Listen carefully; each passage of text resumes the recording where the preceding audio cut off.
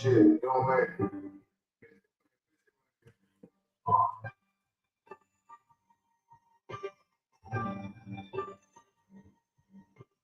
When that shit drop, you step on the next step on the head with the shit.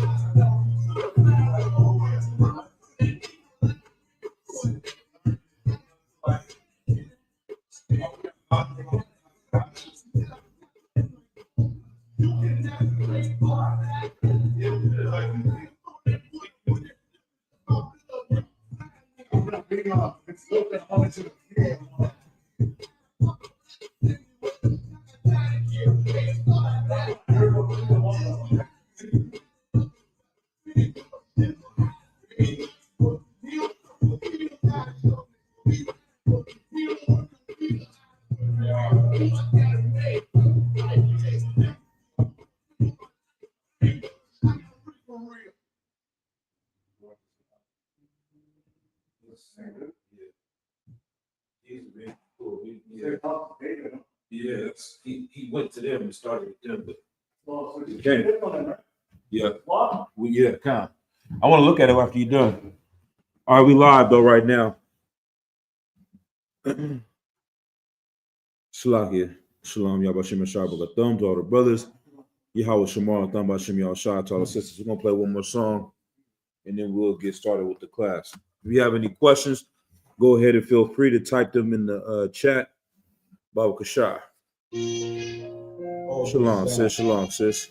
You know, I need to be like, Brother just made it into the class from San Jose. Nayak, Makamya, Thumya. About to get rolling your rib on there, right? Saying shalom. you go run around. All right. You go class for you, my nigga.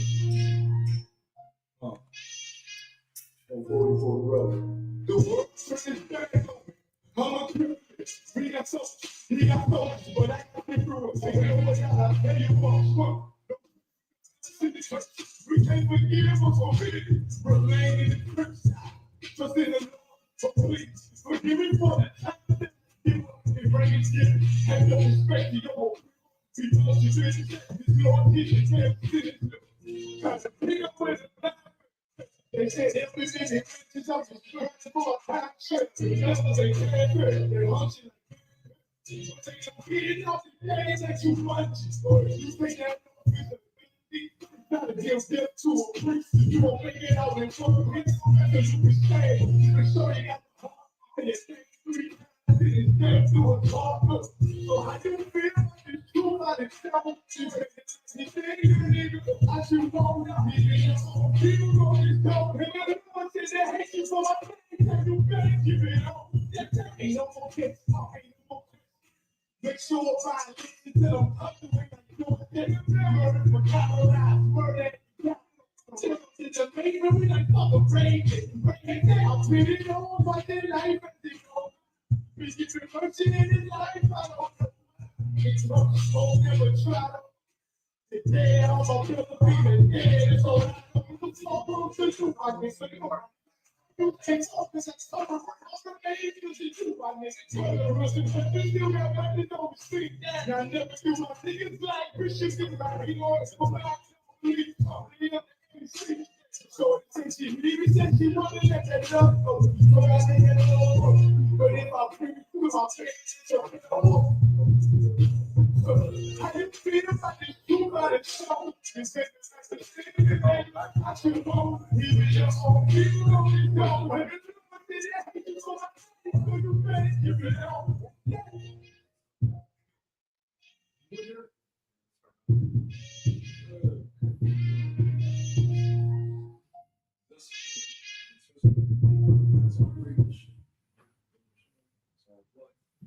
All right. So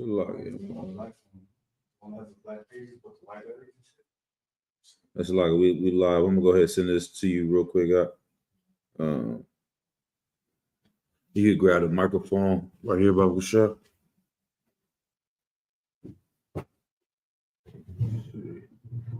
I'm sending it to Nayak real quick.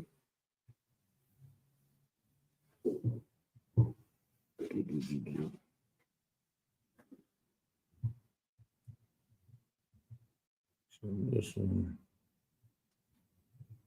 Then,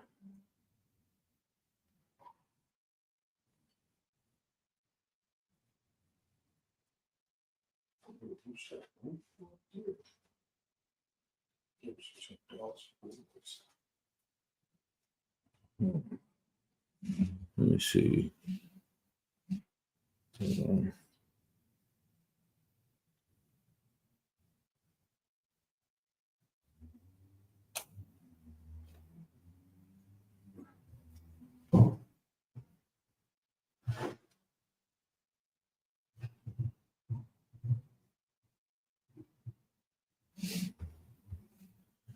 All right, so like it. Hold on.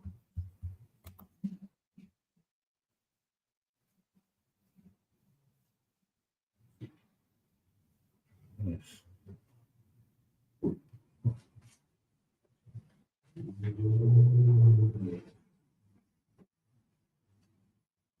Okay. Yeah, I'm gonna send this one to you too.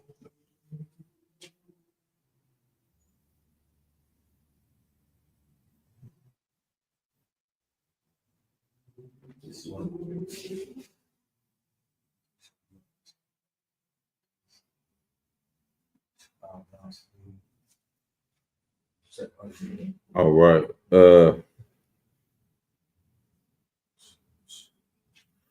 All right. The first link I sent you, open up that one. It says PetMed first. The 8 differences between dogs and wolves. Yeah, kind of. Baba Shah.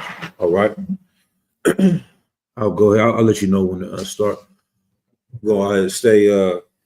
Shalom. Yahweh Shem Yahshua Barakathum to all the brothers. Yahweh Shamar Latham Bashem Yahshua to all the sisters online. We're going to go ahead and get straight into it to tonight's class. We starting a little late, but it's better than never, man. It's good to see y'all brothers in class. What's on Christ? We clap it up. You know what I'm saying? Let's get this thing going. We're rocking and rolling. So, first things first, are there any questions in the room or online? If there's any questions in the room or online, go ahead. All right. No questions? All right. So y'all know the Bible? All right. He said, "Come, what kind?" All right, we can just go ahead and clip the class. You know what I'm saying? Or if there's anything, I'm gonna ask y'all some questions. Y'all should know the answers off top. If not, you know what I mean? Y'all should come with some questions. All right. All right. Tonight's topic is the dog versus the wolf, right? the slave versus a free man. And this is the life of an Israelite. This is the life of blacks, Hispanics, and Native Americans in this oppression here in America. All across the Western Hemisphere, from the West Indies to Central America to South America, we live like dogs, right? We have a master. We have an owner, right? Who we obey with diligence. But what do they call a dog? What's another name for a dog? Like a title. What is society called? Go ahead. Best friend. Whose? Man's best friend. Say it again. Say it in the mic. Man's best friend. Right? They say a dog is man's best friend. But how did it get there? Because a dog started off as a wolf. Right? So let's go ahead. We're going to get into this article and we're going to get into some precepts and we're going to break it on down. Right? So start with 8 differences and call out the 8 differences between dogs and wolves. Whether your dog is a dachshund, border collie, or Alaskan Malamute. Look, just drop down where it says wolves and dogs belong to the same species or belong to the species. Let's start from right there. Salaki. Oh my God. Wolves and dogs belong to the same species, Canis lupus. They share more than 99% of their DNA. And while it doesn't happen very often, they can technically interbreed. Right, because they're the same animal, even though they, seem different. 99% of their DNA is the same. So let's drop down to where it says number 2. They differ in their dependence. Their dependence on humans. Right. Dogs can't survive without humans. Dogs can't what? Can't survive without humans. Right. This is the experience that we have. Why is it that dogs cannot survive without humans? The key word is domestication, right? What does it mean to be domesticated? What? Oh. Does it mean to like a pet, having them in the house? Right. That's part of it, because domestic means home. Yeah. Right. Anything else? I'll take a shot at it. Yeah, the way they raise them, as far as feeding them, telling them when to use the bathroom, just giving them, just training them. Right. Basically training them in the right. Right. Damn right. And so also the definition of domestication, the active process of domesticating or something, basically the adaptation of a plant or animal from a wild or natural state by selective breeding to life in close association with humans. And so they're using this breeding process. So if you have a pack of wolves, right? And then you get this wolf, he's violent, he's aggressive. He, you try to pet him, he bites your finger off. You try to tell him to sit, he don't listen. You get this other one, he kind of a little weak. He not really, he's listening, he's scared, he's timid. You do something, he flinching. You find another one that's like that, and you breed them together, and you get a new type of wolf. Then you keep doing that. You kill the strong ones, and you bring the weakest ones, and you breed them together again and again and again and again and again. You fast forward 20 years later, 2,200 years later, whatever, and now you got a border collie. Now you got a goddamn German Shepherd, whatever it is. What are some other little dogs that a poodle? We famous for using that word in the hood for a weak man. The nigga is a poodle. Nigga, think how a wolf looks at a poodle, right? Now, exactly. You throw a poodle in the wild with the wolves, they're gonna tear him up. They ain't gonna have a chance. All right, keep going.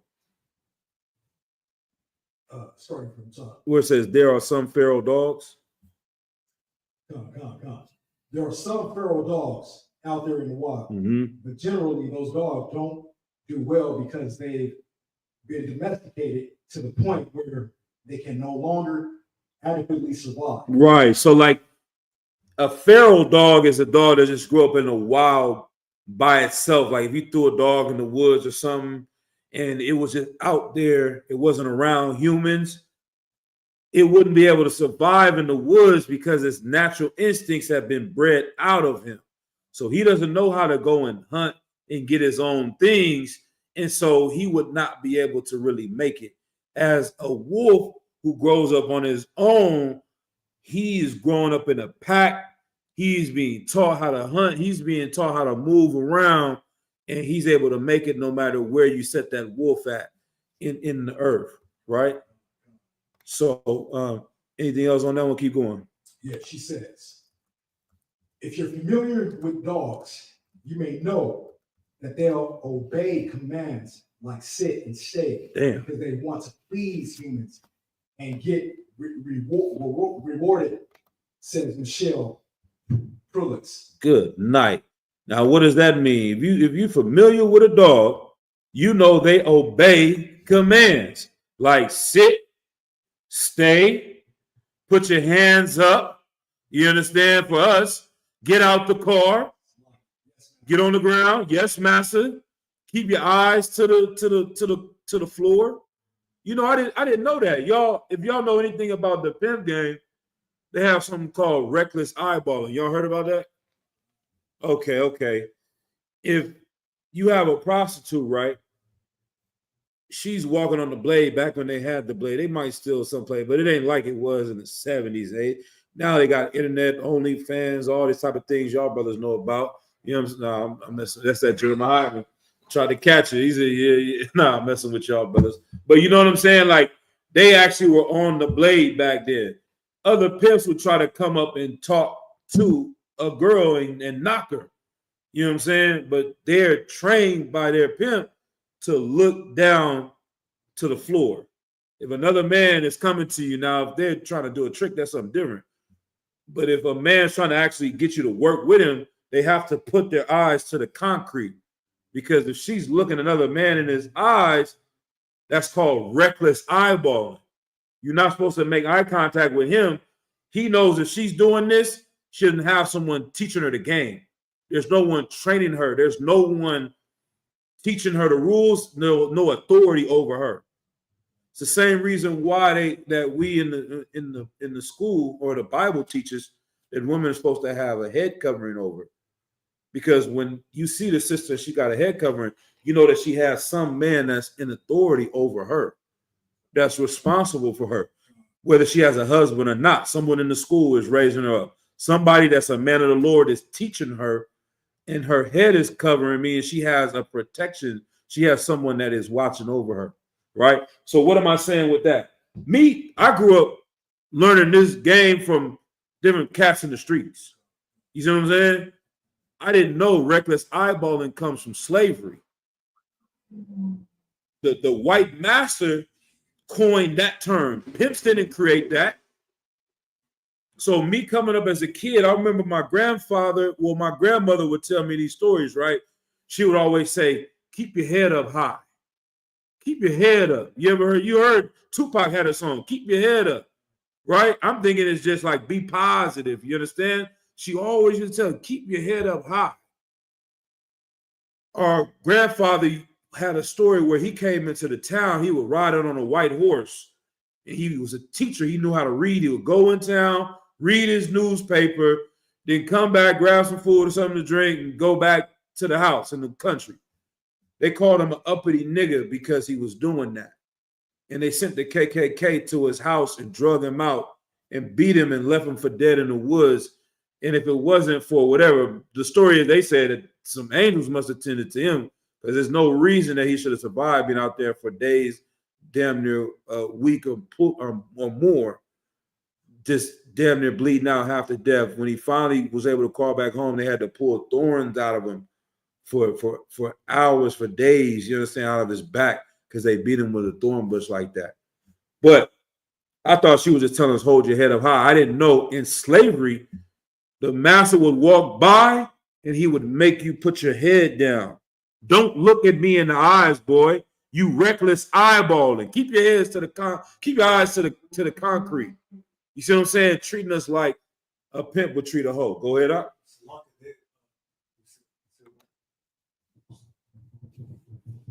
The first time that I was arrested in juvenile hall, they used to call it rubbernecking, meaning you can't be looking at them or look forward. You know, I don't know if that makes sense what you're saying. It's a typical thing at juvenile hall. Yeah, for sure. Yeah, it's the same thing that they want you to be submitted. They want you to be obedient and obey them in any way. They control where you look. They control how you think. They control how you walk, how you talk. Stay on the side of the red line. Only walk next to the, you know what I mean? Everything they're doing is trying to control you so that if you get out of line in any way, shape, or form, you don't follow that yellow line. They tell you to walk around. How do they say? Follow the little dots all the way and then make a right, go around. If you go across that line and you out of order, you see what I'm saying? All that goes back to slavery. They did that to years and years and years to breed our independence out of us. And now we don't even think why we're this way. And if you'll catch it, man. If you notice, you'll see some white man walk in the room. You see brothers start looking down. They don't even know why they're doing it. They don't even know why they do it naturally. You see what I'm saying? Or look away. You don't want, because you've been trained. You picking up on it subconsciously. Nobody even has to tell you anymore to look down. It's just your natural thing to just kind of, not want to make eye contact with them or, look to the floor. Nah, man, keep your eyes up, keep your head up. Watch what's going on. We're not like that no more. You understand? But what else is it saying there? Let's see. Director of Animal Caretaker and Educational Programs at Wolf Sanctuary in Lowport, Colorado. Wolf behavior differs. We'll be trying to get wolves to do a behavior. Right. And eventually they'll look at me and they'll be like, you're making this too hard. And they'll walk off and they'll go find something else to eat. They're like, I have food. I can go find my own. Good night. With that, we're going to pull out the first precept. Let's get Exodus chapter 16, Baba Gashak. This is heavy. The wolf is like, you got this random wolf, right? And you're like, hey, sit. I got a treat for you. Go ahead and listen, boy. You see what I'm saying? I got some buttered biscuits for you. You're like, what are you talking about? You want me to do what? I can go get my own money. I can survive on my own. I don't need you to feed me. I can go get my own food. But that's how America keeps you in a slave state, because they're the ones where you have to get a job. So how are you going to be? You got to talk how they want you to talk. Hello, sir. How you doing today? How's it going, boy? You want to, you know what I'm saying? You learn how to what they call code switching and communicate to them to make them feel comfortable so that they can give you the treat and feed you. Right? And this is let's go ahead and read though. We became like this. Let's see. Exodus 15. Yeah, 16. And let's see. Let's start at verse 1. All right.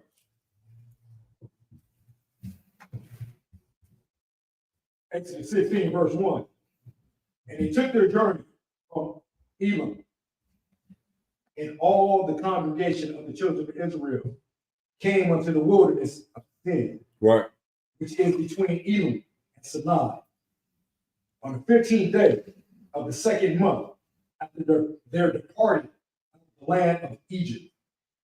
And the whole congregation of the children of Israel murmured against Moses and Aaron in the wilderness. Right. So we know the story. Moses rose up, children of Israel in slavery, in captivity, working day in and day out, can't go where they want to go, can't do what they want to do. They out there, they was killing the sons of the Egyptians was killing the firstborn sons of the Israelites. You see what I'm saying? They was drugging us up, all these things, pushing this destruction in our community. Moses fought to get us out of captivity. The Lord opened the Red Sea so that we could become free. However, when we got to the wilderness and it became hard for the brothers to survive, they couldn't have the things that they had in slavery. What did they do? They started to murmur against Moses and Aaron. What were they saying? Go ahead. Verse 3. Mhm. Verse 3. And the children of Israel said unto them, would to God we had died by the hand of the Lord in the land of Egypt. Right. It'll be good if the Lord would have just killed us in the land of Egypt. Keep going. When we sat by the flesh pots, and when we did eat bread to the full. Right. So what was the flesh pots? Anybody know? Let's see.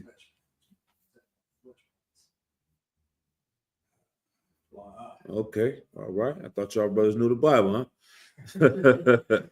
No sweat. No sweat. The flesh pots, right? When you think about a slave trough, or like what they say restaurants, the history of the restaurants really was they used to have a big cauldron, you understand? And it's a pot full of meat and all the whatever they put in. There's probably a whole bunch of unlawful things or whatever in there. Cat stirring it up. You come up with your bowl. They pull out some of that meat, throw it in the bowl. Soup, stew, vegetables, get some bread to the full. Go ahead. Is it like slave food, like how they used to do it back in the days? Yeah, that's what they had. The fat and all the pork stuff that was like considered like the bad food for the slaves. Right.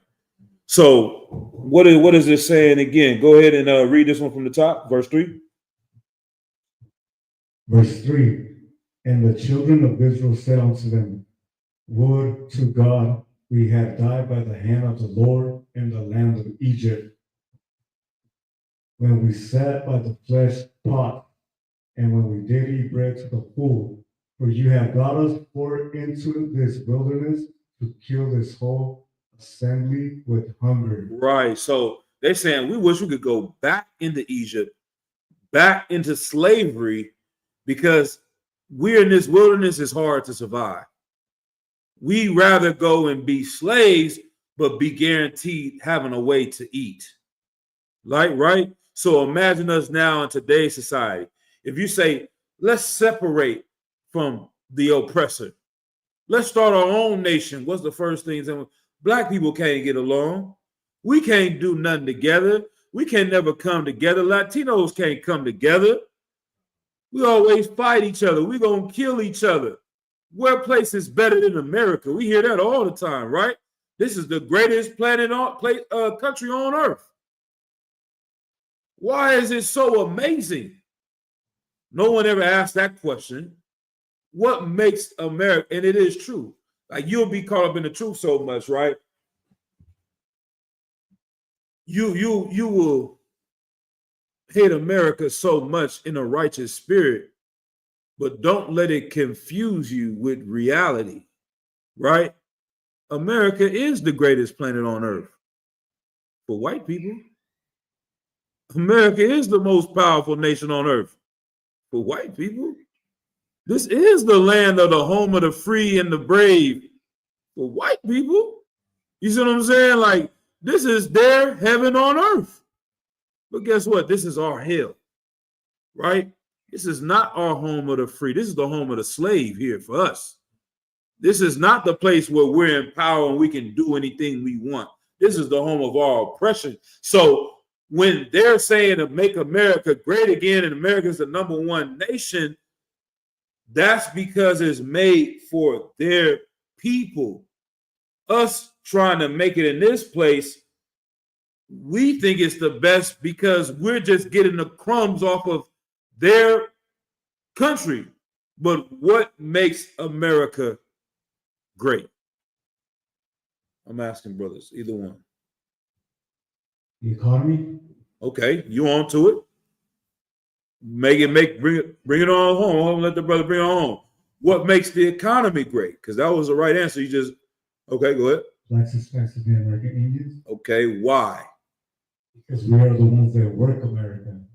Okay, you there now? Tyler, away at home and add what he's saying, or in your words, what do you think I'm looking for?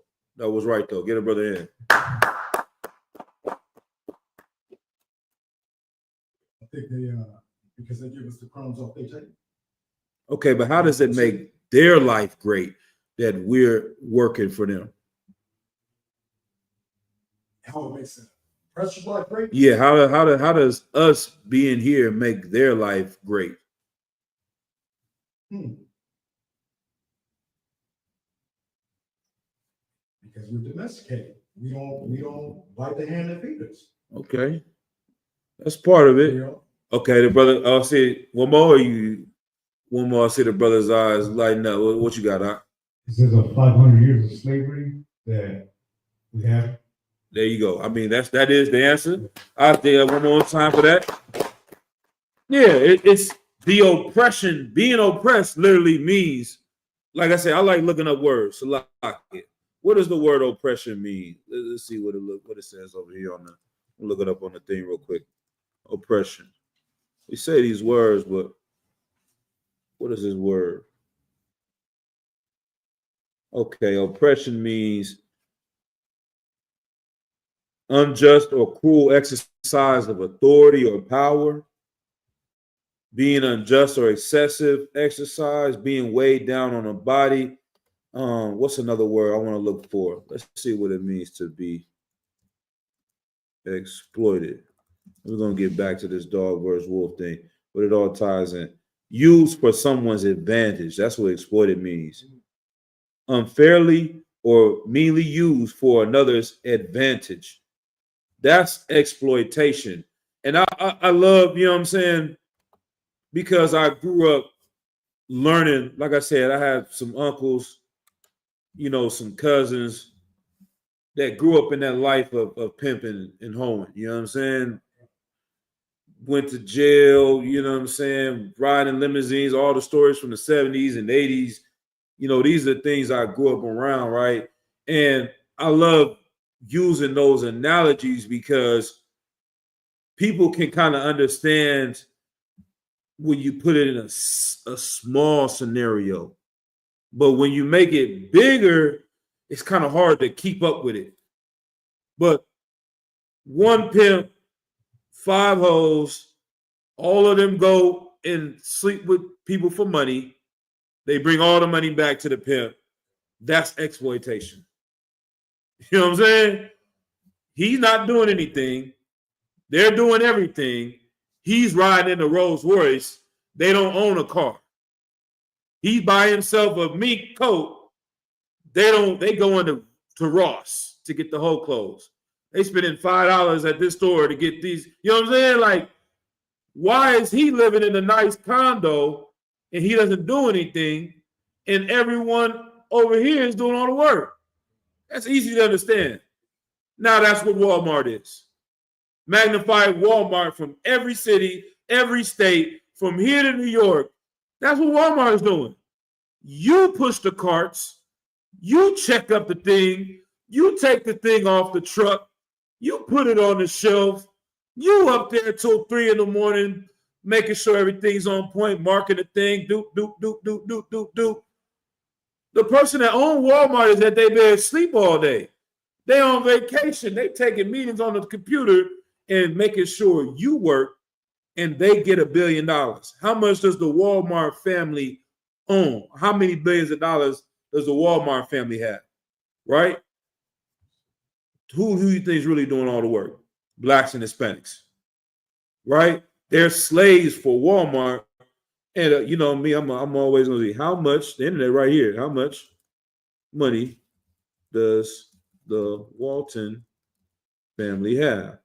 That's the family that owns the Walmart. Oh, it's way more than I thought. Nice. Let me see what y'all say. What y'all? It ain't there, but it's up there. What you get? Probably $2.3 billion. 2.3 billion. Yeah. Pretty good. What you got? 6, 7 billion. The Walton family is one of the wealthiest families in the world, with an estimated net worth of $259.7 billion. The family's wealth comes from their stake in Walmart, the world's largest retailer by sales.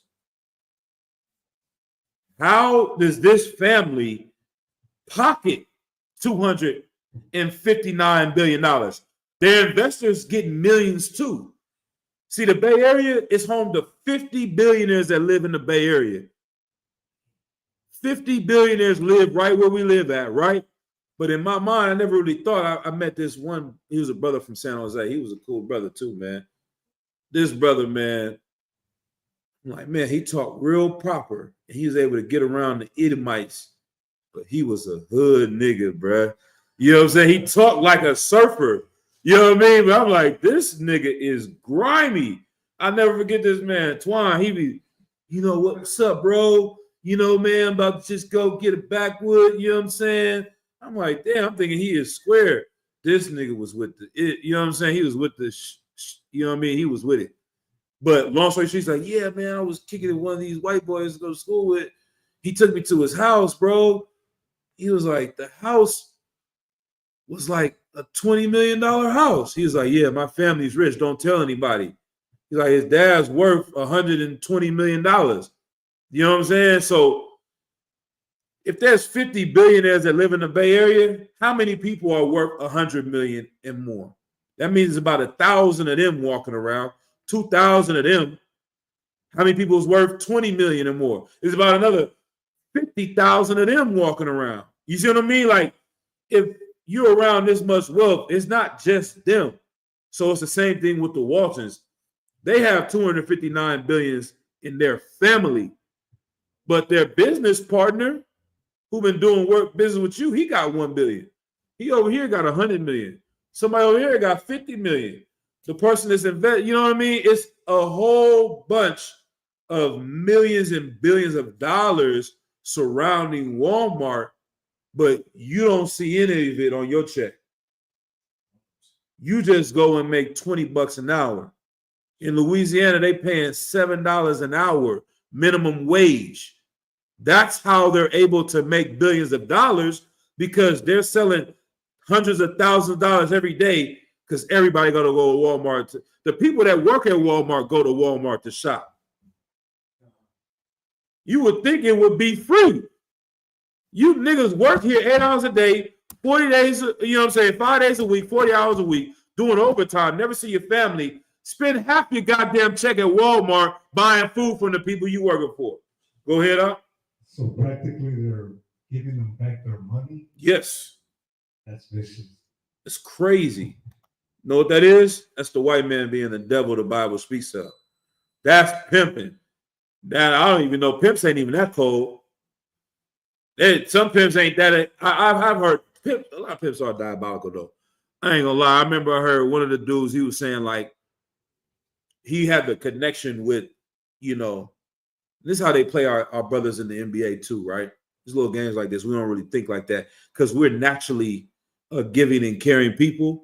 And so we don't think of exploiting or treating people in such a horrible way, right? The sister said $15 in New Orleans, depending on how much experience you have, right? Yep. I know down south, man. I used to live in Ruston, Grambling, Louisiana, man. I went to school out in Grambling. I know that they, you know, they especially make more in the city, but up in them other little small towns, in the rural areas, I know they're giving you $12, maybe $10, depending. They might give you 13 nowadays, but yeah, like you said, 15 out there if you got experience. But even that, who can survive on that in America with the way things cost these days, man? But the pimps were doing things like this, right? He would know the owner that sells the mink coat. Boom, I buy the mink coat from the Arab. I pay my couple $1,000s to get it. I'll have the girl walk by. She look at the mink coat. You're like, yeah, we're going to get matching mink coats. You're going to be just like me. You know what I'm saying? He tell the owner, say, I can give it to you for $700. He told the owner put the price on it at $6,000. He tell her, yeah, we gonna get $6,000 if we gonna get you this mink coat. So she get to working harder and harder and harder. She come back, bring him the 6,000. He get a dude 700. Now he done pocketed what, the 5,300. That's what Walmart is doing too. He working hard. You see, oh, they got the new PS5. I'm about to go buy it from Walmart. I get a discount on it. No, they tell you get a worker's discount. Nigga, they paid quarter of the price for that PS5. They still gonna profit off of you, and you're giving your money right back to the people that's oppressing you. Anybody have anything? Go ahead. All right. Let's see what we got. So let's read verse 4 though. Exodus 16, verse 4. Then said the Lord unto Moses, behold, I will rain bread from heaven for you. For who? For you. For who? For you. The Lord said, I will rain bread from heaven for you. That's how much he loves blacks, Hispanics, and Native Americans.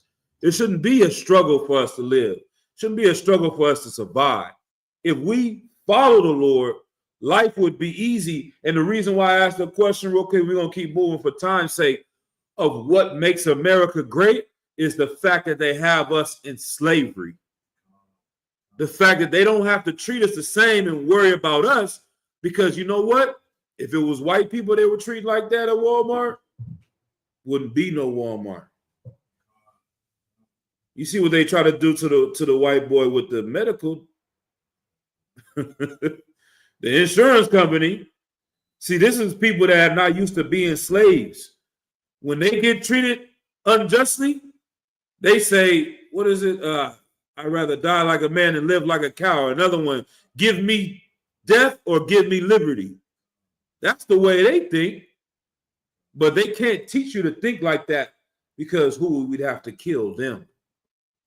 So they have to teach you Christianity, to love your oppressor, love your enemy, forgive him.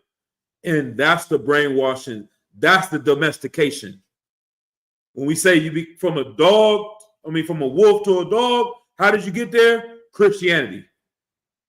That's what bowed you down to them, was Christianity.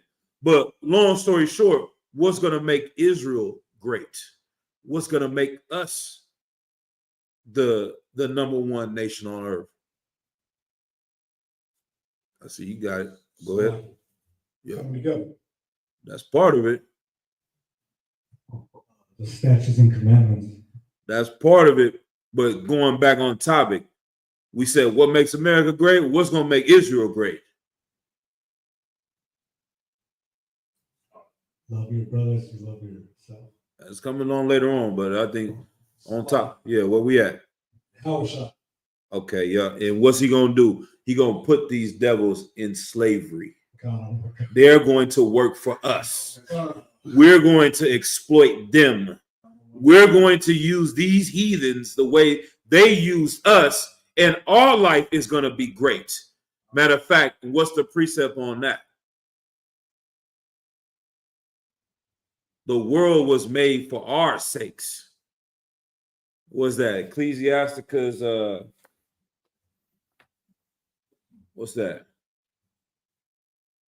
Ecclesiasticus, what's that? 12 and 10. Let me see, 12 and 10. Let's go to that real quick.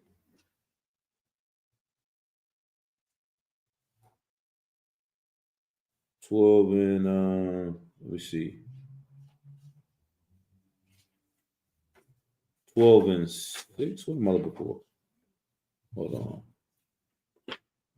10.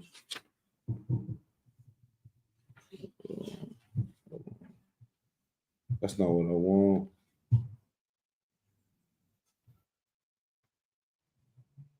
Hold on. Yeah, that's the one. That's not the one I wanted though. So like I'm going off a little bit.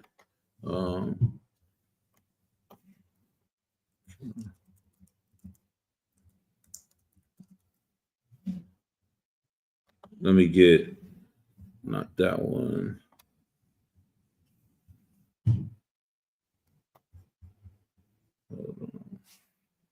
me see real quick. I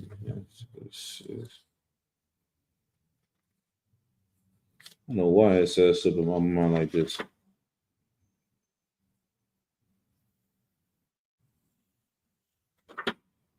Hold on, man.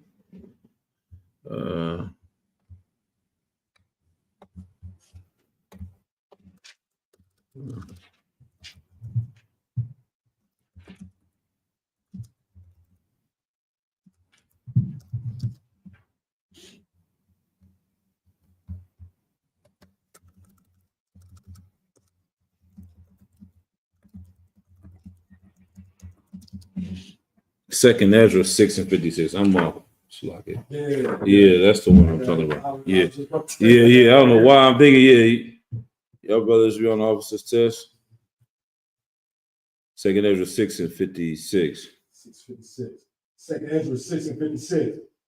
As for the other people, which also come of Adam, thou hast said that they are nothing, but be like unto spittle, and hast likened the abundance of them unto a drop. Hold on, stop.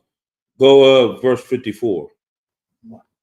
That's Second Ezra 6:54. Right. And after these, Adam also, whom thou madest Lord of all thy creatures, right. Of him come we all, and the people also whom thou hast chosen.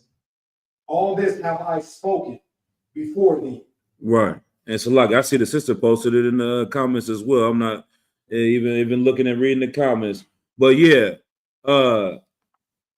And after these, Adam also, whom thou madest Lord over all thy creatures, of him come we all, and the people also whom thou hast chosen. This we all come from Adam. We all descended from him, and the children of Israel also come from Adam. Verse 55. Verse 55. All this have I spoken before thee, O Lord, because thou madest the world for our sake. Thou hast done what? Made the world for our sake. Right. So that's the precept that I wanted. It's like these people are here. We are not the largest nation. We are the smallest nation. They are made, and they're the majority because they're going to serve us. It makes our life a whole lot easier. And that's how the oppressors have done it. They like being the smallest group in America. Everyone else minorities, because they can all prop up the white man. They can benefit as a separate group, if that makes sense. Like white supremacy is this small group of Edomites. The rest of the world supports Europe, supports America, because you got Asians, the Africans, the Latinos, the Israelite brother, Benjamite brother, all these different groups of people, the Arabs, all their money and resources goes to white supremacy. So they're the minority on earth. When we separate ourselves from them, we're the minority too. It's just not about color or skin tone. It's about this nation and this tribe. So if it was equal, right? How can I say it like this? If I had one servant in my house, it would be kind of clean, but it would be like, okay, I still have to cut the grass or something. I got 50 servants. The grass going to be cut. The water, my bath, every time I come in, the bath going to be to the exact degree I need it.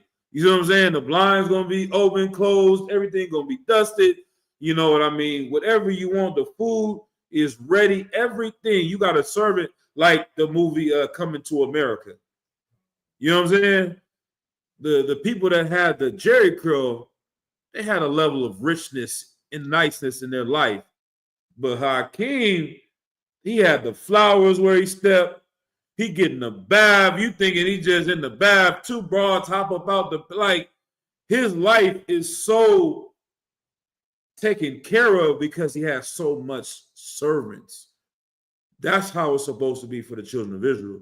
We're going to be so wealthy because everyone is going to be working for our sake, for our benefit. And that's what's going to make us good. So when we start tying into this and saying, if you go so far and be like, America's not great, America is a horrible nation of people, you're right if you're talking from our perspective.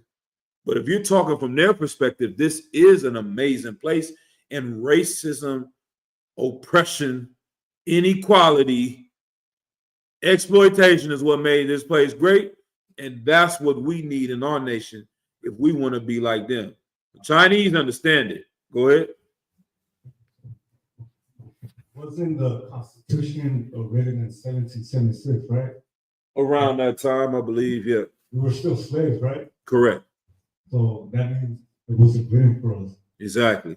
No, just wondering. Exactly. And that's like for our sakes. Their forefathers wrote it for their sakes. The same with like we have John 3:16. They always say the Lord gave his only begotten son that the world may have everlasting life. Like whosoever believe in him may have everlasting life. Like it's not speaking to everyone in the world, it's speaking to Israel for our sakes, for his people. All right. All right. Let's drop that. Let's go to a couple of precepts.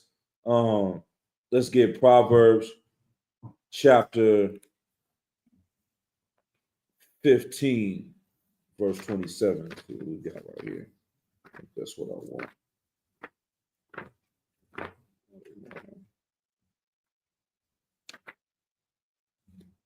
13.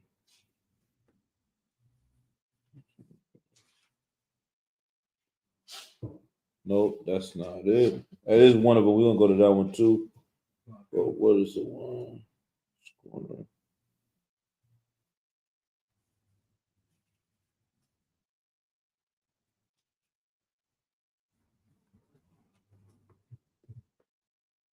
Let's say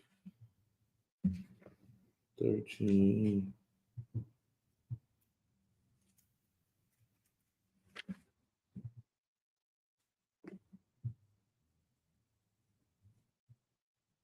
Go ahead and read that one though. Proverbs 15, verse 27. Right. He that is greedy of gain troubleth his own house, Right. but he that hateth gifts shall live. Right. That's what helps destroy our people. Somebody that is greedy can destroy their own house because they want to benefit themselves in their own gain, but they don't care about the other ones around them, right? So if you hate these gifts, because what does the Bible say? A gift destroys the heart. When you're taking all these gifts from these oppressors, that's what makes us not want to fight back for them. And that's how the dog is living. He's taking the treats. He's taking the food, the flesh pots. He's taking all these things that are given to him, but he doesn't have to fight and hunt for it. Right. And that's what we learn to do here. We don't think we can build our own nation that'll be better than America. We believe the actual racism against us that they teach us, that there's something wrong with us. When you say black people can't get together, you're basically saying there's something in our DNA that makes us not being able to get together. It's not in our DNA, it's in our culture. We've been destroyed, separated from our culture, so that's why we act this way. And that's why we've lost our identity and we forget that we wolves, all right? I think the one it was Proverbs 13 and 17. Is that what I just read? My eyes. Ooh, I must be getting. I just saw it too. My phone just died. If not, we'll go to a different.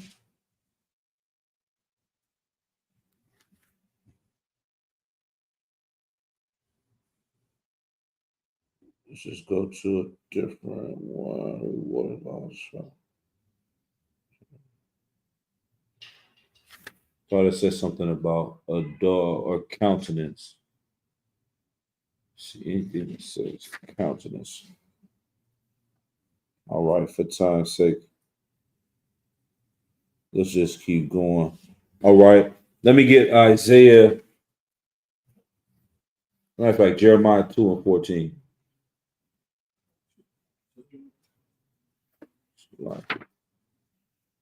What was that? Jeremiah 2 and 14. Yep. Jeremiah 2:14. Is Israel a servant? Is he a horn-born slave? Why is he spoiled? Right. Is Israel a servant? Is Israel a homeborn slave? Why is he spoiled? When it means spoiled, it means why is he robbed? Why has he lost everything that he's had? Why is it when we go to the ghetto and you walk in the streets, you see people living in tents on the side of the freeway and saying, oh, y'all got that bad down there. They be on the freeway in the cuts. Whole community barbecuing and stuff. Whole thing be on fire. Y'all drive by, see it on fire, smoking in the trees. Ambulance got a fireman got to come over there. They didn't grilled up and started a whole fire on the side of the freeway. Go ahead. So like, they don't even hide anymore. Yeah. It's just literally like on the sidewalk. Yeah. That's how it is in San Francisco. That's how it is in Oakland. That's how it is in Seattle and Portland, LA. They got 10,000 people living on the streets in LA, man. Skid Row. Any of y'all ever been down there? That's good. So like, we still have a place called the Jungle. Yeah. Remember? What's that street called? Keys? The street is Keys? Yeah, Keys in the story. Yeah, Story yeah. Keys. Yeah. This one, read it one more time. Verse 14 from the top. Verse 14. Right. Is Israel a servant? Is he a homeborn slave? Like this is always compared to if you knew somebody that was very wealthy. You think about somebody that has millions and billions of dollars. If we say in our own, even from that movie, Coming to America, that's how the father felt when he saw him working at McDonald's and the McDonald's. You know what I mean? He like, is my son Hakeem Badu working at McDonald's? He living in the projects in the hood, roaches and rats. What is going on? That's how the Lord is talking about the children of Israel. Is Israel a homeborn slave? Y'all supposed to be the rulers of planet Earth. I made it for y'all's sakes. Why are you living in the ghetto? Why is Walmart? These are the people that are supposed to be at the bottom. Speaking of that precept, you got something up? Yeah, Coming to America. You know what I mean? He had, what you say? In 80s, late 80s, somewhere mid 80s, late 80s. You know what I mean? But when he seen his son over there, it angered him. He damn near wanted to kill his own servant for allowing this to happen, to let his son live on another level. Now, could you imagine if it was not on purpose? Like if his son was just walking, you understand? Imagine his father sent him on vacation. He sent him over there. Go enjoy Hawaii. Go enjoy Barbados. He get to Barbados, he living up millionaire. Somebody come and grab him in the middle of the night, take him, kidnap him, bring him down to Brazil. He out there on a farm, working, getting beat. I am Hakeem. Shut up. I am a king. I am royalty. Nigga, shut up. You see what I'm saying? His father come and see him. He says, is Israel a homeborn slave? How has he become spoiled? What happened that my son is living in this condition? And how would that father feel seeing that go on? He gonna want to destroy everybody that has something to do with it. That's how the Lord feels with us, man. Not even just the embarrassment, more so the love you have for your son. You want him to live amazing. Why would you want your son to be suffering? You know what I'm saying? The only reason why we're in it is because the Lord put us in this condition. It would be like if you went over there and you was hanging out with white people and he's telling you don't hang out with white people. Don't go get high over there with them. And you kicking it with them, and next thing you know, you end up kidnapped. You know, they had that in one of the movies. I think it was like 12 Years a Slave. The dude was out there drinking with the white people, Next thing you know, he wake up in the morning, he tied to the thing, he in a jail cell. He done got brought back into slavery. He was a free man. That's what the Lord is saying to us. And that's what we need to know coming to the truth right now.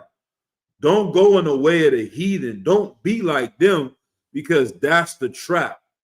You may feel like it's boring. It's like, man, Pop's tripping. He don't want me to have no fun.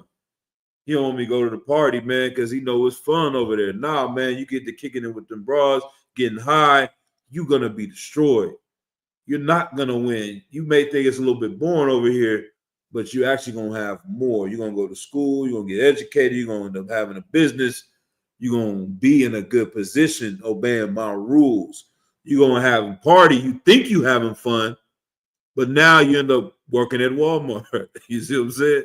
When you could have been owning your own business if you were listening to me, but now you got to suffer that. But I still don't want to see my son working at Walmart, no matter how upset I am, especially if he got tricked into that, man. I want them dudes' heads. But Salaki, give me Job chapter 30. Job chapter 30 and verse 1. Yeah, we already pulling in on them a little bit. 9:30. Y'all bear with me. I know y'all made it, but I do want to get some of these precepts out. We're gonna get back into this the articles real quick, and we'll head out of here. Job 30 and 1. But now they that are younger than I have me in derision, whose fathers I would have disdained to have set with the dogs of my flock. That's in the same spirit, like it's Israel, a homeborn slave. This one is saying, but now they that are younger than I have me in derision. The young ones is making fun of me, laughing at me, joking on me, putting me down, right? Whose fathers I would have disdained to have set with the dogs of my flock. I wouldn't even had these men watch the dogs that I own. Now they're the ones that are in charge of us. These devils shouldn't be in charge of us. They really children. They really children. Think about it. What do children do? Anything they see, they pick it up, eat it, put it in their mouth. That's the white man.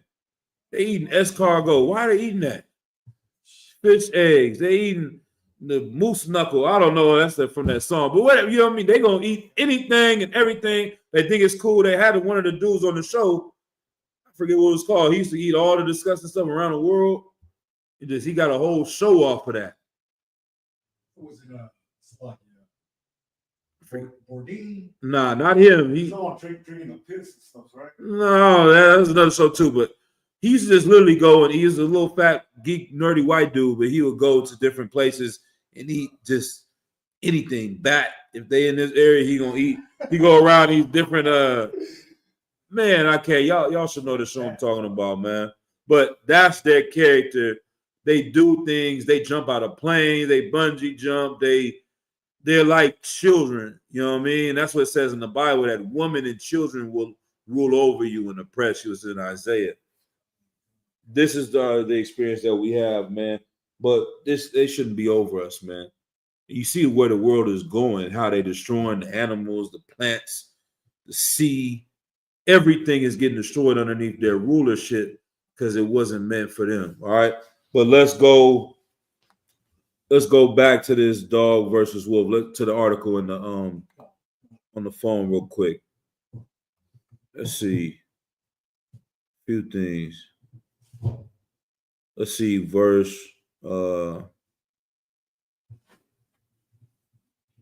this is a good one. Number 3, where it says wolves mature faster. Yep.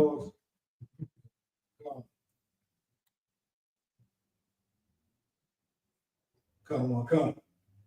Both wolf and domestic dog pups are weaned about 8 weeks. Mm-hmm. Yet, wild wolf puppies mature faster than domestic dogs. Right. So they both are off of the teat of the mother at about 8 weeks, 2 months. But the wild wolves mature faster than domestic dogs. They start carrying themselves with a a more of a grown mentality. They're not like a child, like a puppy. That's the same thing. You could say it about maybe cats that grow up in the streets or, grow up in the city, the faster life, they carry themselves a little bit more mature than someone that's just been in the house and has been protected their whole life because they know how to survive. They see what's going on. It's the same thing with the wolves. The wolves ain't running around here like a puppy playing all day. They got the older ones hipping them like, hey, watch out for them bears over there. You know what I'm saying? Don't look out, this fox might be here. Don't eat this plant right here. It's going to make you sick. We're out here. We're not playing. We're surviving. You see what I'm saying? We're together, though. That's why wolves move in a pack. That's their natural state of a dog. The white man had to beat that out of them, or humans had to beat it out of them to get that to them. So let's go. Let's see. When the dog turns 2. Okay, read the next part too. It says when the dog. This is interesting too. Dogs turn 2 years old. Yep. When your dog turns 2 years old, she'll likely still be your lifelong and loyal companion. Right. Experts say wolves will be a good companion for about 6 months. Good night. At which point they can become hard to handle. And see, even out of all of this, so it's like 2 years old, the dog's still gonna rock with you, just like when there was a puppy. 4 years old, 10 years, they down with you for the rest of their life. The wolf, 6 months old, it's still a pup. It's still a pup. They don't really know what's going on. You can have a tiger, you know what I mean, in your house. The tiger will be cool with you. A bear will be cool with you when they're a cub. But when they start getting bigger, you can have a crocodile in your house and it'll be fine. But when they're old enough to hurt you, then it's like, all right, you can't control it no more. That's the same thing with the wolf. Go ahead. I'm sure if you have some water, if you had a bathtub in your house, you can put a baby crocodile in there. It wouldn't be no problem. It's not till when it becomes 6 feet tall and it'll chomp your hand off that it's a problem. But the dog could be the same way, but they took that away from him of wanting to even fight you. So he's now going to be on your side. And the flip part of it is that the dog will protect its owner. If you think about that, the dog will do whatever the owner needs it to do. If you needed to round up the sheep, you get your sheepdog. If you need to smell and go hunt for you, you get you a hound dog. If you need to protect you, you get you a guard dog. If you wanted just to be cute and sit there all day, you get you a house dog. Like they've bred these dogs into doing whatever the master wants to make the master happy. And that's the same thing. You want to get you somebody that, and it'll go on. I'm going to keep going. This stuff is interesting right here. If you keep breaking it down, how we compare to this. Let's go to number 5. This is important right here. Come on. Number 5, play means different things. A domestic dog plays primarily for fun. Right. For a wolf pup, play is critical for learning survival and social skills, says Messiah. It teaches them how to hunt. It teaches them how to learn, how to discipline a pack member when they become leaders. Mm-hmm. It helps them learn what their limits are, just like human kids. Right. So it says a domestic dog plays primarily for fun. Your Fido, he's playing for fun, rolling around, rolling in the dirt, jumping, running back and forth, picking up this, doing that. What does a wolf pup play for? For critical for learning survival and social skills. So when he's playing with his other wolf or the father's playing with him, he's trying to bite his leg. He's trying to grab his leg. He's trying to get his neck. He's like, how do you get out of that? Get out of this. Move like that. Do that. Do this. That's what we do in Hebrew Academy. See what I'm saying? We coming out of slavery. We're not playing for fun. We're playing for survival, how to heal, how to protect. If necessary, do what we need to do to die to protect our nation, our people. That's a wolf's mentality. That's not a dog's mentality. Now, I'm going to ask y'all a question. I remember I asked a brother this question before. key word is play. How do we play in America as the dogs here? How do we play for fun here in America? What do they have us playing? What? You said it's dogs here? Yes, the slaves here. What is the playing that they have us doing? First day that's going on. No, just every day, right now, 2024. What do they want you playing? It's key word. It's right there. Sports. There you go. Sports. Football, basketball, you understand? Baseball. Yeah. All these games, they tell you about the Native Americans, the basketball, they used to throw to the hoop. What was the sport for? What was what's the other one? Lacrosse. Y'all know where lacrosse come from? Where? Yeah. I believe it comes from Aztecs. I'm not so sure. It comes from some Native American tribes. I'm not exactly sure which one. They might have played a lot. I know the one with the ball, that was the Aztecs. Yeah. The one with the lacrosse is where you have a stick and you ride and you throw it. They used to ride on a horse. The natives, they were all practicing for warfare, for battle. It wasn't a game or a sport just for fun like the dog. The battle was to learn survival skills and how to prepare to fight. You see what I'm saying? Think about a football player. You got this dude, 250 pounds, can run like a freight train, can run through this wall if he need to, punch through whatever, boxers, all of that. You see what I'm saying? Bench press all this, lift all of that. They in the middle of a field with people watching them, entertaining, and they look like warriors. Hitting their chest, they taking their helmet off, they bleeding, you know what I'm saying? They look like warriors, but they got an owner in the box up there. They got a coach on the floor that tell you to drop, do some this, do that, run, go over here, sit down, get on the bench, boy. The referee blow the whistle, the white man come and tell you, yeah, you know what I'm saying? Flag on them. You do what you stay in the lines here. This ain't real war. Y'all look like soldiers, but y'all are actually here for our entertainment so you can play for us. Let the dog watch. I can make my dog sit. Sit. Watch him. I can make him run. Go run. Bring it back. Look. I can make this nigga run. Throw the ball down there. You are an animal to these people, and they know it, and we don't know it because we haven't been taught who we are. We forgot we was wolves. Go ahead. You know what I mean? That's the word of the day, man. And the only way, so you can't take that out of a dog. And if you read the Willie Lynch papers, they said how we're going to break a slave. One thing it said in there, the only way that they could reverse this, it would have to be a phenomenon. Have to be a miracle for these niggas to not be slaves forever. The things we doing here in the True Rock, the brothers that y'all seeing, the sisters y'all seeing coming up, this is a miracle. It was never supposed to happen that we realize that we have been dogs in this place. We're not supposed to put two and two together and say, you know what? Hold on. What was we like before this?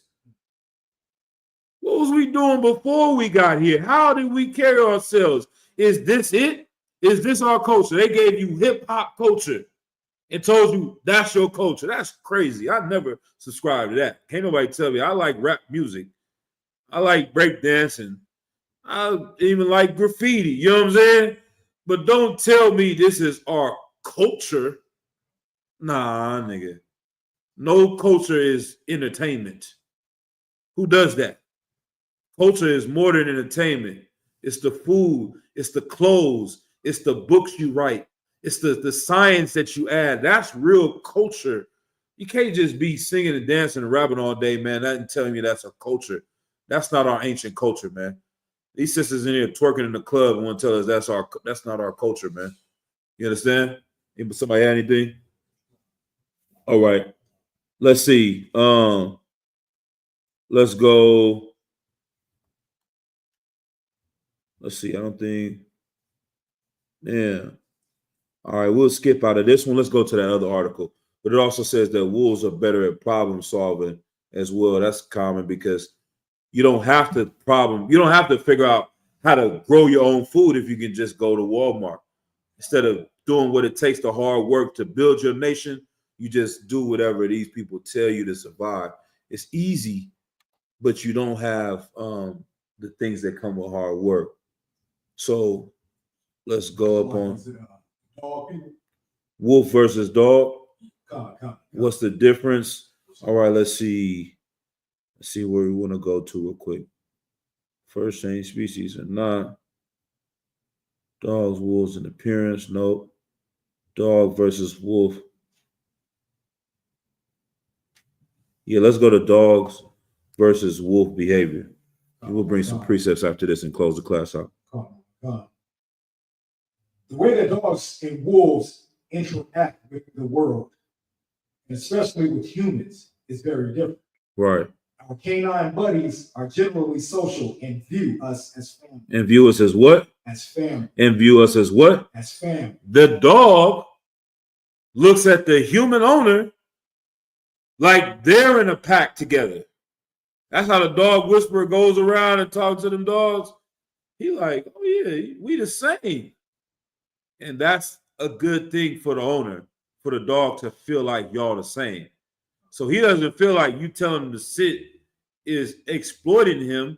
He thinks that you just the head of the pack, and that's his job to do that. Now realizing he's been kidnapped from a wolf pack to live with his human, to do what the human needs to protect my house, do this, go run and grab that, protect my sheep, whatever. You just a slave in here for me. But he thinks that we all together. That's why sometimes they say the dog hop up on the couch. You like, nigga, get off the couch. He like, we together. You know what I'm saying? Like, and that's the same thing. Now, always I gotta bring it back to Israel, right? When the police, certain black people, they think they made it. You know what I'm saying? They have lawyers and doctors. They said one of the dudes, the police, came to his house and said he was breaking into the house. He got pictures of him on the wall. They still beat that nigga's head and took him to jail. They said he was breaking in because they couldn't believe it was his house. They're like, get off the couch. You see what I'm saying? We're not the same. You know what I mean? So these artists, they get to this level, they think, oh, I made it, I'm this, I'm that. They try to do something, and these white folks come and put them right back in their place. You're not on our level, no matter how much you get. Oprah, she went to the store, she didn't have her makeup on. She's trying to buy purses. The purses is $30,000. They closed the door and they wouldn't let her in the store. Y'all heard about that one? You know what I mean? They're like, oh, this is yo. What's the story? Tell the story, y'all. So I was I parked my uncle's van in a Edomite neighborhood, and I asked somebody to give me a ride. Right. Pick up the van since I can't park the van in my apartments all the time. So when we pulled up in front of his house, he was barely getting home. Right. And he was like, "What are you doing here? This is my property."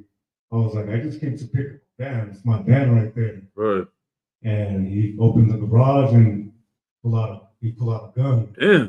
And he was like, "You guys need to start parking, bro. This is my property, but mind you, I'm in public area." Right. And yeah, I guess he was trying to shoot us, but I kind of just took off whatever. But his wife was kind of, "No, honey, they just came to pick up the van. Right. Honey, leave them alone." And he was just trigger happy. And that was what, in the 2000s, like 2010, 2004. No, it's just happened recently. What was that? 1998. 3 days. How long ago was it? That? It was about 3 days ago. Okay.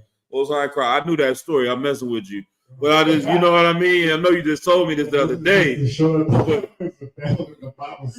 Damn right. You understand?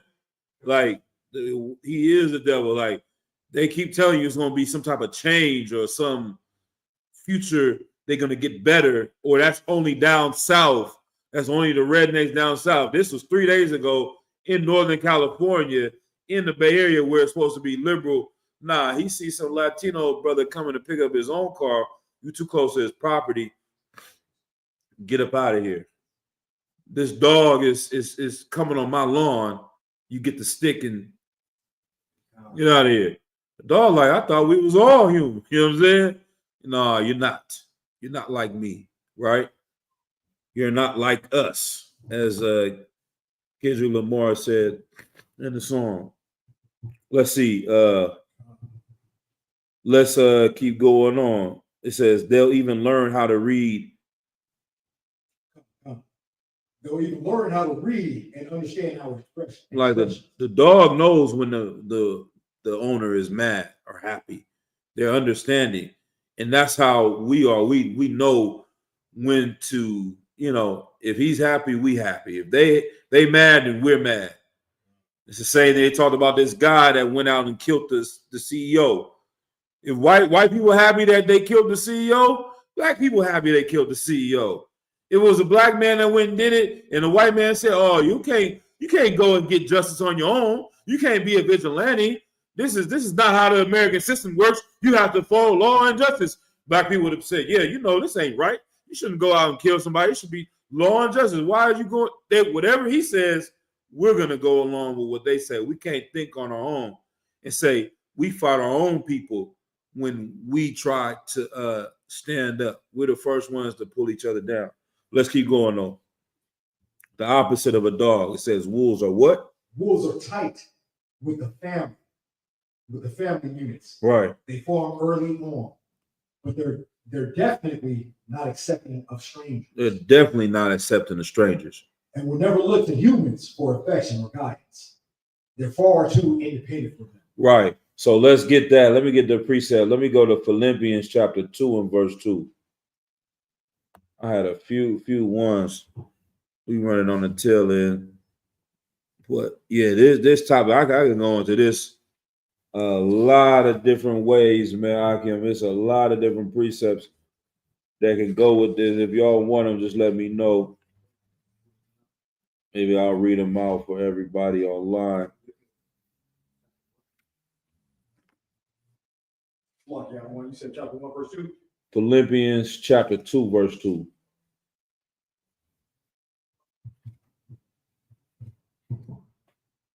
This is ready. Yeah, go ahead. This is the book of Philippians chapter 2, verse 2. Right. Fulfill ye my joy, when he be like-minded, having the same love, being of one accord, of one mind. Right. Wolves are tight. Matter of fact, I'm gonna have you read that again. Read you still on the phone? Yeah, you read that part. Wolves are tight.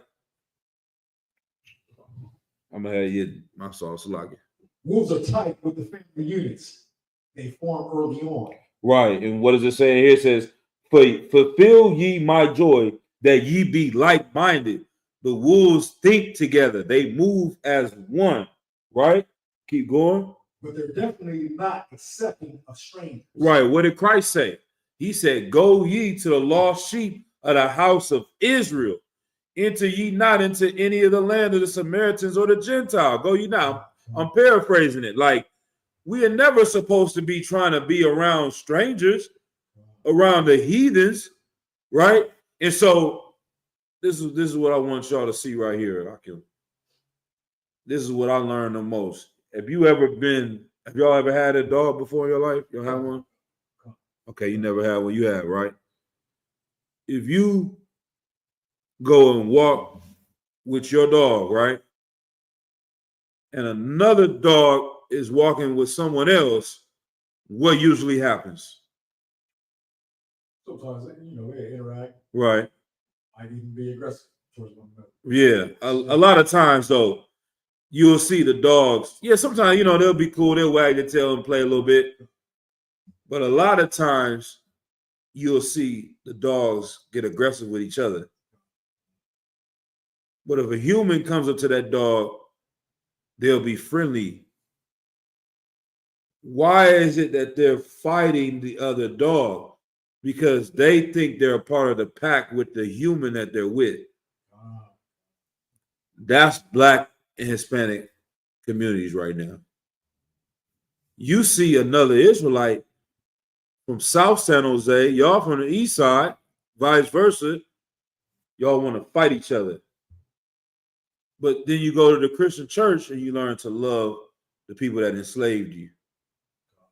You learn how to go to work and be kind to your boss that's making you get up at 3 in the morning, 4 in the morning, work extra hours, talking to you crazy. Where you been at, Jamal? You 2 minutes late, Jamal. What's going on? You know what I'm saying? He can't, nobody on the streets can talk to you like that. You're going to try to catch the fade with them, but this boss can treat you like that. The things, like I said, if you put them in a simple term, some things that are very major, it's like you can understand it. Okay, everybody gone to jail. Everybody been to jail. A lot of brothers been to jail. You know what I'm saying? It's damn near inevitable. It's normal in our community. Okay. Most High Christ, get that brother a hand, man. Hey, he escaped the oppression, right? But you know, don't say that unless we're going for the Lord, though, in the righteous way. You know what I mean? But what am I saying? In America, a lot of brothers have been to jail, and they make songs about it. Like I say, kids look up to it. I know in Latino culture, man, it's almost like a rites of passage. You know what I'm saying? It's like that in Judaic culture, but even more so in the Latino culture. Almost some brothers, they say when they go in, they're trying to get more time, or they look at lifers as like the top. You know what I mean? Like you made it in the height of the gang world if you got life. Like you gave everything in honor. And even in that, it sounds crazy to us, but its righteous spirit is in the wrong way. What they're saying is this brother is so down for his cause, so down for his brothers, he went all the way. He gave up everything. He sacrificed any and everything in order to push forth the gang, to push forth his pack, even though he's destroying himself, right? Like I said, we think of it as a normal scenario, right? But if you take it and change it to something completely different, you see how crazy it sounds to do this, right? If you go to another side of town and your enemies pull up on you in a car and tell you to pull over and get out the fucking car, pull a gun out on you. You see what I'm saying? Let's just say Bloods and Crips, Norteños and Sureños. If some Norteños went to a neighborhood in LA and around Sureños or anywhere else, is Sureño neighborhood, and they pull your car over, get out of the car. What? Show me your hands. Get on the ground. What you got in your pockets? What's in the car? Search your car. Take his dope. Take his money. Tell his woman to get out of the car. Tell him we're going to have somebody come pick up his kids if they don't got nobody to come take these kids. They going somewhere too with us. All right. Put some cuffs on them. Not that we're going to put a cuffs, we're going to keep it unofficial. Put some wrist tie on them. This is another gang. It's your enemy gang. All right, let's take them back to our lair. All right. Strip naked. Don't they do that in jail? You come in the door, take off all your clothes. Bend over. Cough. All right, get in line. Go ahead, take a shower. All right, this is what you're going to eat. All right, you need to pay me some money if you want to call your brother and tell him to come pick you up. Then when you call your brother, tell him he's got to give my friend $5,000 to let you go. How would that brother feel if the Sureños did that to him when he got out of the situation? He's going to kill all of them. He's going to want to kill every last one of them. They kidnapped me home. Hey, homie, these niggas kidnapped me, blood. If it was Crip, these niggas can you believe it? Them niggas stripped me. They took my money. They held me for ransom. We going over there killing every last one. We gonna lay them out. but you think this is normal and you accept it because you've been domesticated in this place. That's not how it's supposed to be.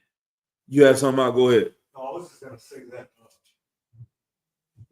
That sounds like modern slavery. You know how they just tell us, because that does happen. Like you go to jail and they have a good name in front of everybody. Yeah. Like that is damn near modern slavery. It is modern slavery. Yeah. You know, in the Constitution, when they outlawed slavery, they put one clause in it that says you can go into slavery. It's the 13th Amendment if you break a law and commit a crime. So they never officially ended slavery. That's how they make people work in jail for free, or give them 10 cents an hour and make them go work at the fire department, all that type of stuff. Go ahead. I was going to say that I think that's what Donald Trump is trying to do, right? Like he's going to lock up all the immigrants, and he's going to try to have them work in the field. Damn, yeah. That sounds pretty much like what's going to happen, you know? Because once they broke the law, they're trying to come over here, so, you know what I mean? It's possible. Right. And last thing we'll go on this Wolves article. Let's go down to can wolves become pets? Let's go ahead and close out this class and give you a couple more precepts real quick, and we get out of here. Like you saying, can wolves become pets? Right. In a word, no. Right. Both dogs and wolves can be somewhat trained. Right. Though a wolf can never be domesticated. Right. A wolf can never be domesticated. It can't become a pet. That's not what he's made to be. And it says why? Because I'm just going to read it for time's sake. Because domestication is the result of years of breeding. A recent study does show that wolves raised by humans can be attached to humans, but they never replicate the behavior of domesticated dogs. Right? The lead author of the study cautions people that wolves should remain wild animals. Like, and that's what we want to become. You know what I'm saying? We don't want to see our brothers and say that that's the enemy. This is who we should fight when you walking down the street. Next time you walk, you see two dogs and they, it's like they should be like, my brother. You know what I'm saying? All right, what's going on? Sometimes, like I said, they play, but more often than not, they eventually will fight each other over their master, and we wanted to reverse the other way. We trying to wake up the wolves. We trying to find these dogs and say, nah, you are not a dog. You're not a slave. You a wolf. Let's go play for real. We ain't gonna just play in these sports and run around for fun. Let's learn how to do Yad Karab and train hands of war. Let's learn how to eat and survive on our own without them. Let's learn how to be in charge of our pack, because in the wolf pack, it's hierarchy. You got the alpha wolf who's running the pack. You understand? When they eat, he eats first. You see what I'm saying? We go, the higher ranking, the generals eat first, the captains eat first. But they also say if there's some wolves that are struggling or something, they need help, they'll make sure the weaker wolves have food first too. So they don't just completely take everything. You see what I'm saying? If they need it, they take care of them the same way in the school. If a brother is struggling, he can't pay his rent, need some money, the general's going to make sure that happens, because we're a pack, we're a family. This is how we're supposed to move. We're not supposed to fight each other. We're supposed to come together to fight anything else outside of us that's not with us. And that's the spirit of the Bible. And that's what we get. I'm going to give you this precept off the hand. Ephesians 4:4. We're supposed to be one body, one-minded. The way the fake Israelites is doing it, they're still operating like slaves. They're not seeing us together as one, saying we should be one body. They letting you be over here on your own, you be over here on your own. But how are we going to move as wolves when we all separated? You understand? So other stuff like that. And let me see if I got anything else. Go ahead up. You got something? Okay. Last one. Let's get Mark chapter 12, verse 31. We'll go ahead and close out on this one. Another precept comes to mind, I think, in Maccabees, when it talks about there were men that were attacked on the Sabbath, but they didn't want to fight on the Sabbath. I think it's First Maccabees in the 2nd chapter. And they did not want to fight on the Sabbath because they thought that's what they were supposed to do. But Mattathias, he said, nah, if they keep doing that, we'll lose all of our nation. They'll kill all of our women, all of our children. We're going to fight on the Sabbath. That's the spirit of One West, man. On the Convention in Johanna, like, we are going to fight to be free, man. You understand? It's not worth it. They cannot turn us back into what they spent 400 years building us into. You understand? And they tried to beat it out of our forefathers, but it was a miracle for us to find this truth. And that is the most, that is fearful. Like, y'all might think y'all doing a small thing, but I think I was telling y'all brothers before how we had the helicopters at our Hebrew Academy thing. Y'all doing something more than you think. You understand? Because the helicopters ain't cheap out here. The gas in that thing is not cheap. You know what I mean? They're not sending out people to investigate and watch brothers and do all this for no reason. This, us becoming righteous, is dangerous. Sitting in this classroom is dangerous. That's why I know brothers had, issues coming. That's why we say a demon are coming, try to sift you out of doing what, you know what I'm saying, Lord wants you to do. Like, this is the fight. You see another soldier, his fight is to hop over the fence and crawl through the mud and then, you know what I'm saying, get the shot. Our fight is, okay, this nagging woman at the house and the kids over here and the bills are the gas money. I can't get the traffic. It's 4 hours to drive. Like, that's the war. That's the battle we on, to keep us separated, to not be together, to not go to war with each other. That's what they want us to do, because us changing our life is them going, okay, I spent 400 years. They put money in, invested in you too. They put millions and billions of dollars to get you to become like, the pimps. They say, I bought the dress for the bit. I put the, what I'm saying? I sent her on a trip to Hawaii. She's supposed to come back to bring me some money. And now she's talking about she reading books and she going to church. Bitch, what? You trying to learn something? You trying to become better? I slap you reading book, bitch. I will beat you if you come up in here talking about you learning something. You ain't nothing. You ain't never gonna be nothing. You should never have even thought about something but getting me some money. That's how they look, and they're like, call the FBI, call the CIA, call the police. These niggas are thinking, reading. They don't like us. They supposed to be barking and petting them. Yeah, man. They talking about we the devil. How did that happen? How did that? You was never supposed to figure this out.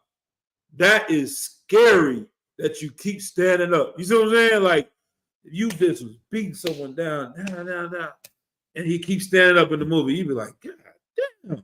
The movie when they shoot the nigga and he get back. Okay, come on, bro.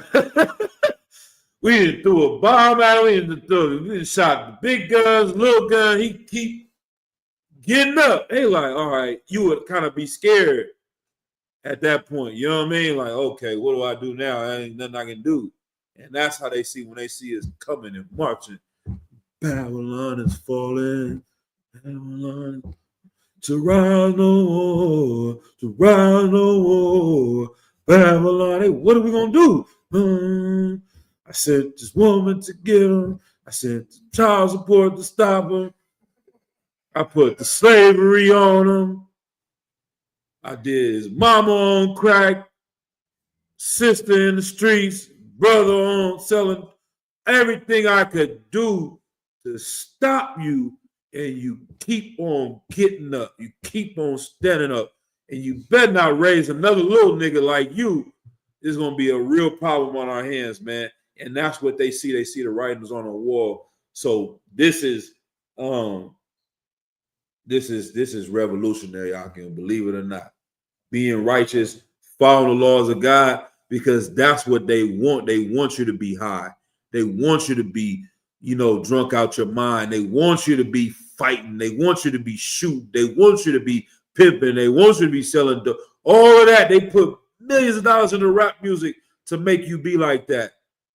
And you not like that? Oh man, there's nothing else we can do with these niggas. Go ahead. If it's more like them, then we will never make it. I have this question. Go ahead. Is it true that the sheriffs used to be like they would get the slaves, like they were runaway slaves, like kind of like bounty hunters and shit? Right. That's true. Yeah, the police come from what you would call they call them slave catchers.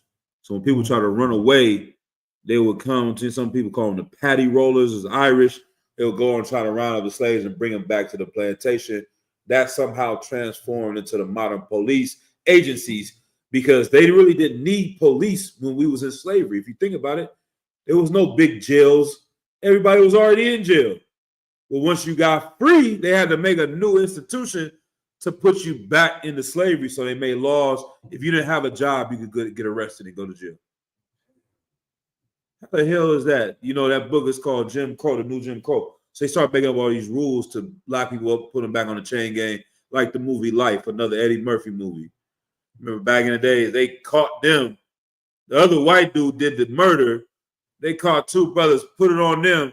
Now they get a life of work. They were on the chain gang, building the railroad, doing the work for free, making the white people rich. But they couldn't enforce you into slavery before, so they had to use the legal system to get you back to working for them for free. And that's what's going on today, man. You know what I mean? But anything else before we close out the class? All right, Most High in Christ. Yeah, we way over. It's 10 o'clock. But we'll go ahead and close out right now. Let's do it the right way. Let's do it with Nayak. We're going to run through it. Unless you know what, Matamyat? All right, let's go with Nah. I think you did last time, but we're running through it. So whenever you call the class, why you got to get back to our ways. And next week, if I stop running over, we get an earlier start or something. We supposed to do the Lord's Prayer. But yep, so the first is Amajo. Needs to stand, right? Then you say we're going to give one courteous salute to the teacher. One courteous salute to the teacher. Mm-hmm. Much spot. Right.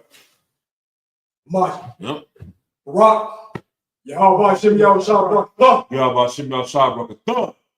And then Yad Yom Matah. Yum top. All right. Turn right.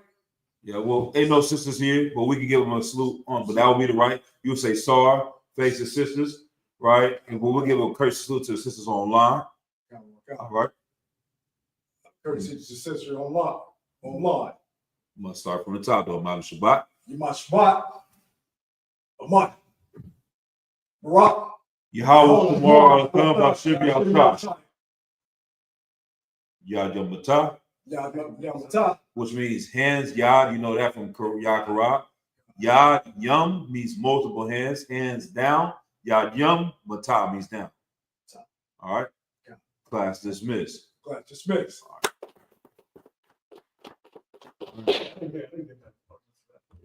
Shit, I need to practice.